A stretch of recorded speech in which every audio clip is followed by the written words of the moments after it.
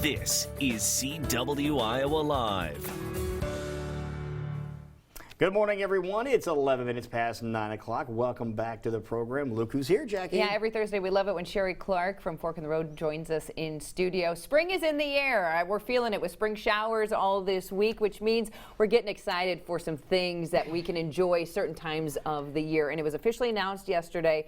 The first downtown farmers market is Saturday, May 6th. Already marked it in my calendar. So excited about that because we're going to start seeing some amazing vegetables like you have on our desk this morning. So. Yes.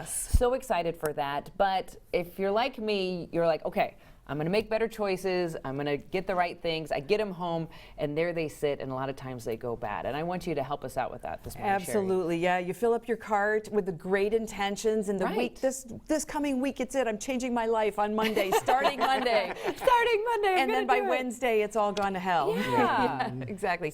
Paved with good intentions. That's it, right. So the first place to start when you're going to be thinking about storing your produce, which is really the intent of our purpose today, is selection. So obviously, if you select something that's not completely fresh, it's not going to last as long as something that is. So a couple of things to keep in mind. One is, what are you going to do with it and when? So when you're picking something, for example, like an avocado, if you're going to be using your avocado to make guacamole on Friday, which is tomorrow, then you would want to buy one that's already ripe and ready to go. If you're not going to be making guacamole until next Wednesday, you're going to buy one that's greener and harder and so forth. So keep that in mind. Have intent when you're purchasing things. Don't just be like, oh, I need this because I was told to eat healthier things. Right. Have a purpose for it. And thank you for reminding me. I did buy an avocado, and I forgot that it was in my fridge. So.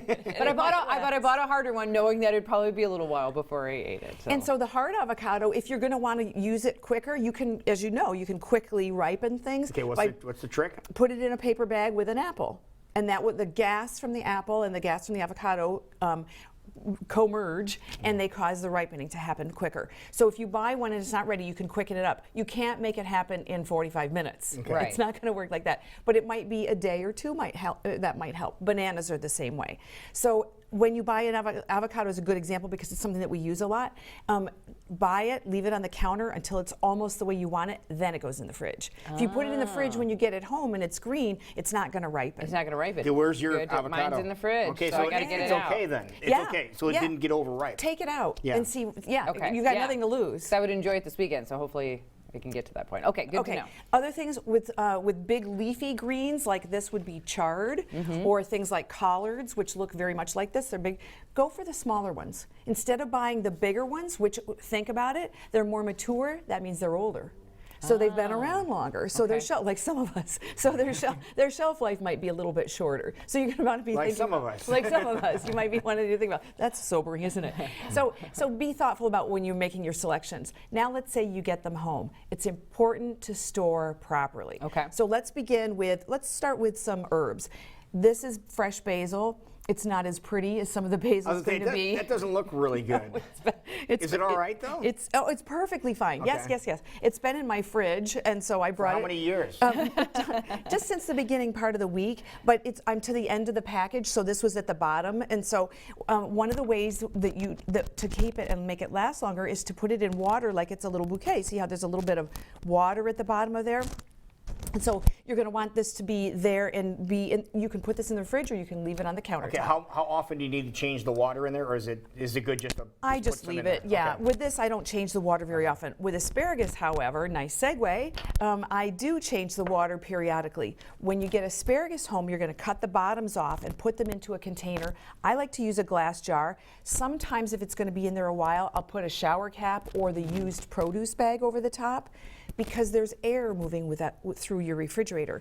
The air could damage the tips. These are the parts that are the most tender. That's the delicious. That's the Right. part you want to really preserve. So keep the water in there. I do change the asparagus water every day, pretty much, or every other day. It's not going to kill you if you leave it in there for 2 days, but it keeps it fresher. A lot of people don't know that. So think of these things as like a floral bouquet. Like Okay. plants that you need to keep alive by water. Exactly. They are. They're them actually alive. dill, some other herbs. If you're in doubt, this isn't going to hurt anything. It's Right. pretty much going to do Okay. really well. Okay, so we've talked a little bit about our leafy greens. Another thought about leafy greens would be to store them. These are plastic bags. You can get them. There's different brands. They look like regular plastic bags. They're reusable. I've had people say, "Oh, they're too expensive." I've had some for 8 years. I mean, Really? So you don't toss them when you're done with them? Don't Keep toss using- them. Keep Oh. reusing I didn't them. realize that. Get the size. They come in different sizes. This would be a little bit small for this because I'm going to want to cover the stems or cut the stems off. But I just put this in the refrigerator. I'd store it in the crisper bag or someplace And else. it really makes a difference. It does make a difference. It breathes. Better than just like a Ziploc bag. Or Yes, to me, better than a Ziploc bag. Now, there are people that would argue with me. It's like everybody has an opinion. Like tiramisu. How do you make your tiramisu? Just do it my way. Okay, so think about these bags. Okay. Another thing that you can do, these are things that you can purchase in the store. This is a blue apple, and I left it in the package so you can see. It keeps fruits and vegetables fresher longer and reduces odors. It's got a little packet inside, yep, and that helps to take care of the gas. They also come in the shape of eggs, and then what you would do is you take it apart and replace the packet periodically. Again, it seems like a big investment to spend $10 on this, but let's look at over the course of the lifetime of our fruits and vegetables what we're spending. How long would one of those last? It lasts 6 months. You replace it every 6 months. There's little stickers that come with them, if I'm not mistaken. Yep. You put it up to remind you to change them, but it's just a little like a charcoal packet that goes in there and absorbs the odors and Yep. keeps them fresh. It really does work. Yep. And what I try easy to do peasy. is I either do like you change your batteries on your birthday or you know Right. whatever. Smoke alarm. Smoke alarm, exactly. You could do it then and then exactly 6 months later, because you know probably when your half birthday is. My birthday's October, so my half birthday's April. Or do it in January and July. Then you don't have to think about it, okay? So what about things we don't store in the refrigerator? There's a whole bunch of those. Bananas, most people are aware. I do catch people periodically storing their garlic in the refrigerator. I'm one of them. Okay, get it out of there. It belongs Really? on the countertop. Yeah. I didn't know that. Unless it's been cut or you've done something with it. No, this is perfectly, you can leave it stored Is on that why the it gets all countertop. shriveled up and dries up? Pretty much. Okay. There you go. Explains that. Learning something. Okay. Another one I see people doing a lot of, and I think you told me you did I this do. too. Yep. I love cold tomatoes. You're going to have more room in your fridge if you get those out of there. If you want to eat them cold because you like the cold temperature, put them in there just immediately before serving to bring the temperature down. But by storing them in there, you're compromising or risking compromising the texture. Okay. Now, if I come to your house for dinner, I'm not going to poo-poo your tomatoes. Yeah, you would. Yeah, you would. Pretty much. Yeah, I'll bring my own. Okay. The other thing would be potatoes do not get refrigerated. This is a sweet potato. Same with white potatoes, and onions would be another thing. Okay. So, but mindful that those go on the countertop. Now, with onions, you believe in the pantyhose trick for onions to keep them fresh? Do you know about the pantyhose trick? I don't know. Why don't you tell me that? You take an old pair of pantyhose and When they're on you, or either one, whatever trips your trigger. You take an old pair of pantyhose and you put your onions in the pantyhose and then you tie them together so that it's a loop, and then you hang them in a closet or hang them in an area that's out of the way, and it keeps the air circulating around and keeps them fresh. How about that? A tip for you. I like that. Okay. You know what? I'll try that. But what I'll tell you not to do is when you buy the bags, you buy bulk lemons and limes. You know they're cheaper. You buy them and there's 10 of them in there. Take those out of the bag. Don't leave them in there. Put those loose in the crisper drawer. In fact, I brought some citrus. So citrus, these two could be stored together, lemons, limes, oranges, I put together in a drawer because they're like, and then any gases or things that they would give off aren't going to affect the others. Okay. So, and if you're concerned about or want to know about the gases and so forth, that's the thing that causes the ripening to happen quicker than what we want when they coexist. I actually found this is so funny, this is something that I wrote 6 years ago. This is something that you can buy at retail. It's called How to Store Goods. It's published by the Permacharts company. I don't even know where to buy it. You could probably find it online. And what it is it's a little guide for storing your food. So I've been talking about this for a long time. The copyright on this is 2011. And so it will tell you the things that off-gas. And I'm not selling anything. I just thought I'm like, hey, I was pretty smart even back then. And it's coated too, so it keeps it from getting bad. Precisely, exactly. Couple other things. Things with a lot of water content in them, like cucumbers, zucchini would have a higher water content. Be mindful that they don't get too cold. If they get too cold, for example, they're in the bottom of the refrigerator, which is colder than the top because warm air rises, or if they're close to the freezer when you've got a side-by-side, they're more likely to freeze and then they'll go bad. Who wants to eat a frozen cucumber? Right. You get mushy then. They get mushy and they're bad. So be thoughtful about that. So store them in a place. I would also store this. This would be the perfect bag to put that in. So that would also keep it fresh. And these green bags are available all over the place? Yeah, you can usually find them in the produce department at the supermarket. I feel like supermarkets have even their regular bags to get produce. They've gone to green bags now. Yes. Those aren't reusable like those are, but I reuse my produce bags sometimes with produce. If it's not torn, why not? All it's had in it is produce. Right. And then when it finally gets to a point where it's probably time to retire it, I use it for the final time to line the container, the receptacle that holds the pulp when I juice. And I do that because I don't want to clean that thing. So then I pick it up and I take it out to the compost and dump it in there. Another So great idea. no waste.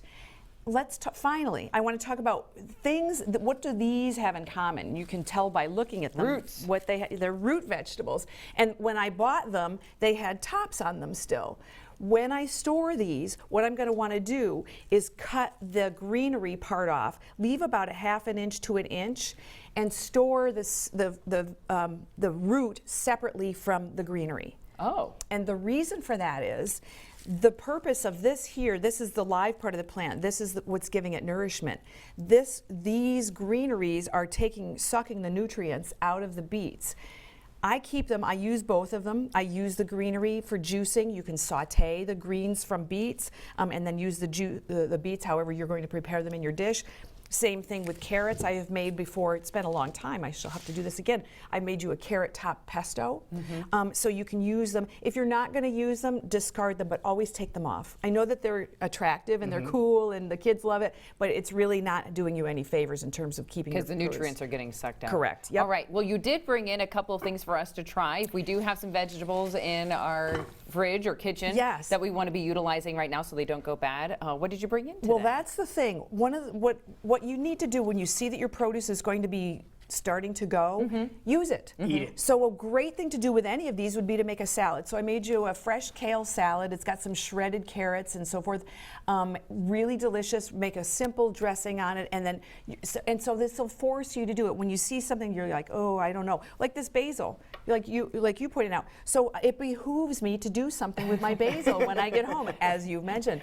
So I might make a marinara sauce, or I might make a basil dressing. But it still is potent, even though it looks like that. It's still as potent as ever. Okay. Yeah, exactly. And so what I would also do when I see this starting to go, like the leaves that are starting to become limp, what I would typically do would be to just pinch those off, and then so that the other ones aren't affected by the bad apple. Draining Same it. thing with apples. The other thing I brought Very for you, tasty. Jackie, was that I know that you're on the go a lot. So I keep that dressing, which I actually made and we had on the show. I think it's been 2 weeks. Now, I'm not telling you that because I want you to think I'm bringing you old leftovers. Great I'm leftover dressing. The point here is if you make a dressing that will keep, and that one has no perishable items in it. It's tahini, it's miso, and it's maple syrup. That's the sweet one. Right.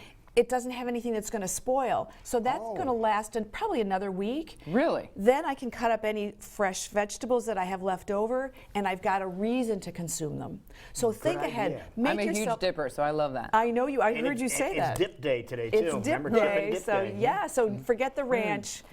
Isn't that wonderful? That's very good. I love fresh that. vegetables. So excited for farmers markets to be Yes. picking up again. All right, now, if people want to get the recipe for that. They would send me an email at info@fork-road.com, and then you could visit my website at www.fork-road.com. And what's the name of the really, really good dip that you bring us?